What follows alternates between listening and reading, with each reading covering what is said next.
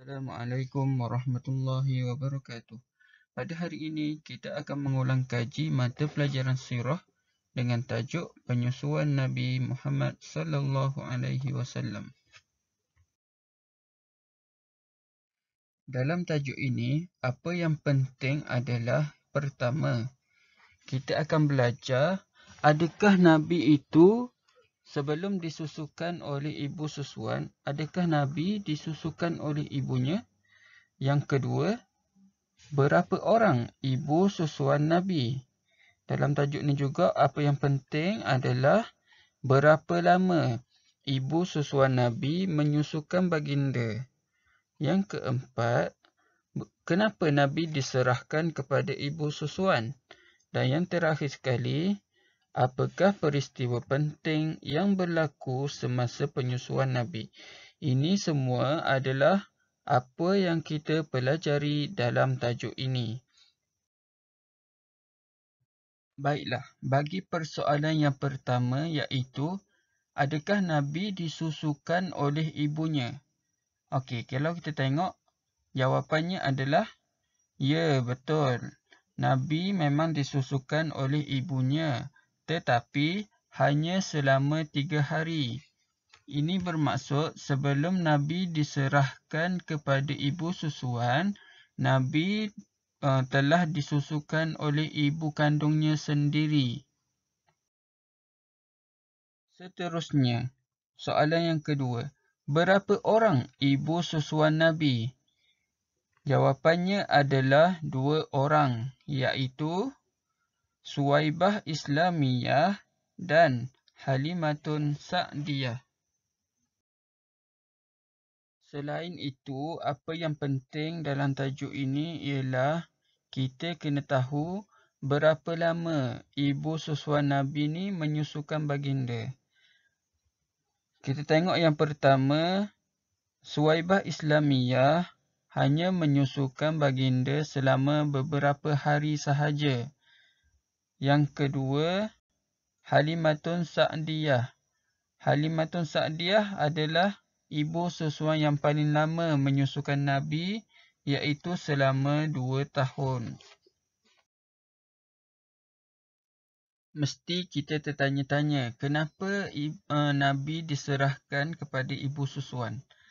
Okey, kalau kita tengok yang pertama adalah kerana untuk ketahanan fizikal dan mental.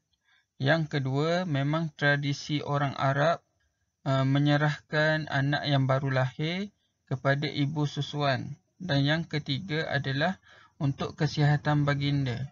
Sebabnya, suasana di kampung udaranya lebih nyaman, lebih segar, jauh dari kesibukan orang-orang yang bekerja.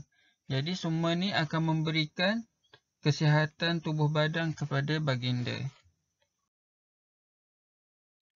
Persoalan terakhir dalam tajuk ini adalah, apakah peristiwa penting yang berlaku semasa penyusuan Nabi bersama Halimatun Sa'diyah? Jawapannya adalah peristiwa Nabi dibelah dada ataupun dikenali dengan peristiwa Syaqqul Sadri. Syaqqus Sadri. Sebelum Ustaz akhiri kelas, Ustaz akan ceritakan sedikit tentang peristiwa Nabi dibelah dada ni. Okey, jom kita tengok. Rasulullah telah didatangi oleh Malaikat Jibril ketika baginda sedang bermain dengan kawan-kawan yang kecil yang lain lah. Jadi, masa Jibril datang tu, Malaikat Jibril telah mengambil baginda lalu merebahkan baginda. Kemudian, Malaikat Jibril telah membelah dada baginda dengan mengeluarkan segumpal darah daripada hati baginda tu dengan berkata, inilah bahagian syaitan yang terdapat dalam dirimu. Okey, kalau kita tengok Malaikat Jibril, dia ambil segumpal darah daripada hati baginda tu, dia kata tu adalah tempat syaitan.